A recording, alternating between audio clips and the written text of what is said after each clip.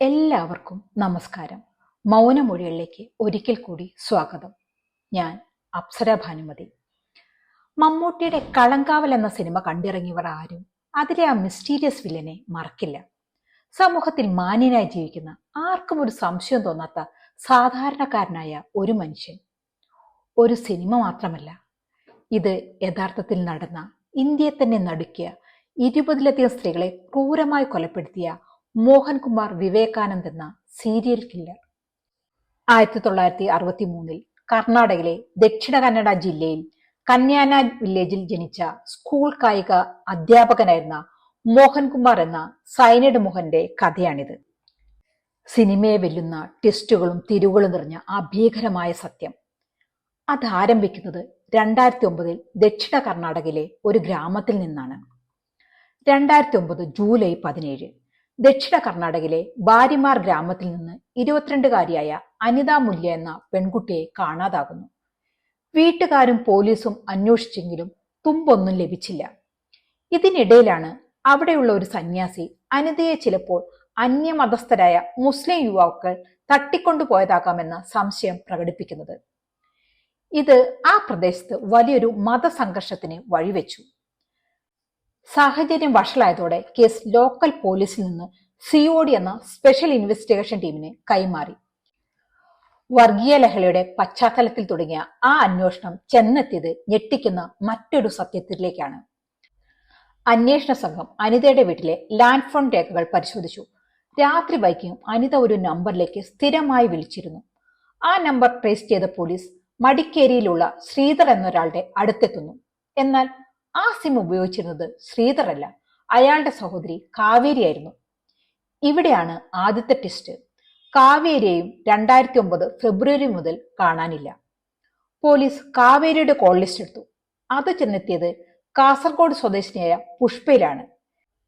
ഞെട്ടിക്കുന്ന കാര്യം എന്തെന്നാൽ പുഷ്പയെയും മാസങ്ങളായി കാണാനില്ല.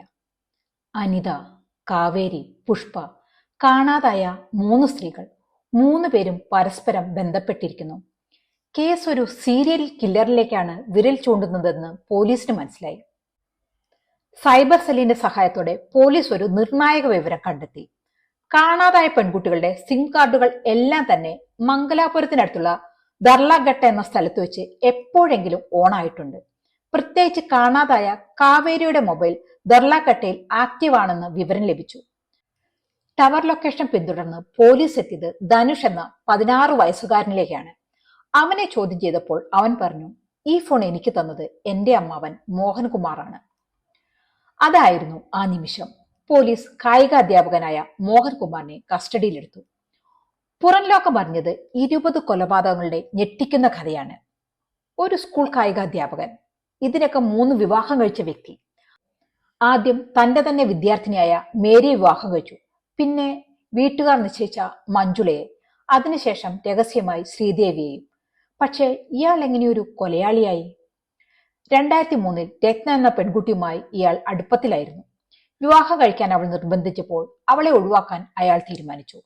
ധർമ്മസ്ഥലയിലെ നേത്രാവതി പാലത്തിന് മുകളിൽ നിന്ന് അവളെ പുഴയിലേക്ക് തള്ളിയിട്ടു. ഭാഗ്യത്തിന് ഒരു മീൻപിടുത്തക്കാരൻ അവളെ രക്ഷിച്ചു. ആ കേസിൽ മോഹൻകുമാർ ജയിലിലായി. ജയിലിൽ വെച്ച് അയാളുടെ സെൽമേറ്റ് ഒരു സ്വർണ്ണപ്പണിക്കാരൻ, ഒരു തട്ടാനായിരുന്നു. അലക്ഷ്യമായി വലിച്ചെറിഞ്ഞ സ്വർണ്ണപ്പണിയുടെ വേസ്റ്റിലെ സയനൈഡ് ഉള്ളിൽ ചെന്ന് അയൽവാസിയുടെ പശുക്കൾ ചത്ത കേസിലായിരുന്നു അയാൾ ജയിലിൽ വന്നത്. അയാളിൽ നിന്നാണ് മോഹൻകുമാർ സയനൈഡിനെ കുറിച്ച് പഠിക്കുന്നത്. തെളിവില്ലാത്തതിനാൽ രത്നയുടെ കേസിൽ നിന്ന് മോഹൻകുമാർ ഊരിപ്പോന്നു. പുറത്തിറങ്ങിയ ഇയാൾ നേരെ പോയത് അബ്ദുൾ സലാം എന്ന അയാളുടെ കെമിക്കൽ ഷോപ്പിലേക്കാണ്. താനൊരു തട്ടാനാണെന്ന് വിശ്വസിപ്പിച്ച് അവിടെ നിന്ന് മാരകമായ സയനൈഡ് വാങ്ങി. പിന്നീട് നടന്നത് കൊലപാതക പരമ്പരയാണ്. വിവാഹപ്രായം കഴിഞ്ഞ, സാമ്പത്തികമായി പിന്നോക്കം നിൽക്കുന്ന പെൺകുട്ടികളെ ഇയാൾ ലക്ഷ്യമിട്ടു. സ്നേഹം നടിച്ച് ഒളിച്ചോടി വിവാഹം കഴിക്കാമെന്ന് പറഞ്ഞ് ദൂരസ്ഥലങ്ങളിൽ കൊണ്ടുപോകും. ക്ഷേത്രത്തിൽ വെച്ച് വിവാഹം, ഹോട്ടലിൽ താമസം. പിറ്റേന്ന് തിരികെ പോകും മുൻപ് ആഭരണങ്ങൾ ബാഗിൽ സൂക്ഷിക്കാൻ നിർബന്ധിക്കും. ശേഷം മെഡിക്കൽ ഷോപ്പിൽ നിന്ന് ഗർഭനിരോധന ഗുളിക വാങ്ങുന്ന വ്യാജേന കയ്യിൽ കരുതിയ സയനൈഡ് ഗുളിക അവർക്ക് നൽകും. ഇത് കഴിച്ചാൽ ഛർദ്ദിക്കാൻ തോന്നും, അതുകൊണ്ട് ബസ് സ്റ്റാൻഡിലെ ടോയ്ലറ്റിൽ പോയി കഴിച്ചാൽ മതിയെന്ന് പറയും. അവർ ടോയ്ലറ്റിൽ പിടഞ്ഞു മരിക്കുമ്പോൾ പുറത്ത് കാത്തുനിൽക്കുന്ന മോഹൻകുമാർ സ്വർണവും പണവുമായി മുങ്ങും. അറസ്റ്റിലാക്കുമ്പോൾ ഇയാളുടെ മൂന്നാം ഭാര്യ ശ്രീദേവിയുടെ വീട്ടിൽ നിന്ന് പോലീസ് ഒരു നോട്ട്ബുക്ക് കണ്ടെടുത്തു. അതിൽ ഇരകളുടെ പേരുകളും അയാൾ അവരോട് പറഞ്ഞ കള്ളപ്പേരുകളും കൃത്യമായി കുറിച്ചിട്ടിരുന്നു. സമീപിച്ചിട്ടും വഴങ്ങാത്ത പെൺകുട്ടികളുടെ പേര് വെട്ടിക്കളഞ്ഞിരുന്നു. അതുപോലെ പല പേരിലുള്ള ഐഡന്റിറ്റി കാർഡുകൾ, സയനൈഡ് സൂക്ഷിച്ചിരുന്ന ചെറിയ കുപ്പികൾ, ലെറ്റർ ഹെഡുകൾ, സീലുകൾ എന്നിവ പോലീസ് കണ്ടെത്തിയിരുന്നു. അയാളുടെ 20ാമത്തെ ഇരയായ പൂർണിമയുടെ മാതാപിതാക്കൾ അയാളെ കോടതിയിൽ തിരിച്ചറിഞ്ഞു. അവളുടെ വീട്ടിൽ ചെന്ന് മാത്രമാണ് അയാൾ നേരിട്ട് വിവാഹാലോചന നടത്തിയത്. ഭാഗ്യത്തിന് ഗുളിക കഴിക്കാതെ രക്ഷപ്പെട്ട ഒരു സ്ത്രീയും ഇയാൾക്കെതിരെ മൊഴി നൽകി. 35ലധികം സ്ത്രീകളെ കൊലപ്പെടുത്തിയിട്ടുണ്ട് എന്നാണ് അനൗദ്യോഗിക കണക്കുകൾ. 2009 ഒക്ടോബർ 21 അറസ്റ്റിലാകുന്നതിന് മുൻപ് ആ വർഷം അയാൾ 9 യുവതികളെ കൊലപ്പെടുത്തിയിരുന്നു. അയാളുടെ കേസുകൾ അയാൾ തന്നെയാണ് വാദിച്ചതും ക്രോസ് ചെയ്തതും. മോഹൻകുമാർ വിവിധ കൊലക്കേസുകളിലായി ജീവപര്യന്തം മുതൽ വധശിക്ഷയ്ക്ക് വരെ വിധിക്കപ്പെട്ട് കർണാടക ജയിലിൽ കഴിയുന്നു. ഇതൊരു സിനിമയായിരുന്നെങ്കിൽ കഥ അവിടെ അവസാനിക്കുമായിരുന്നു. പക്ഷേ ഇത് യാഥാർത്ഥ്യമാണ്.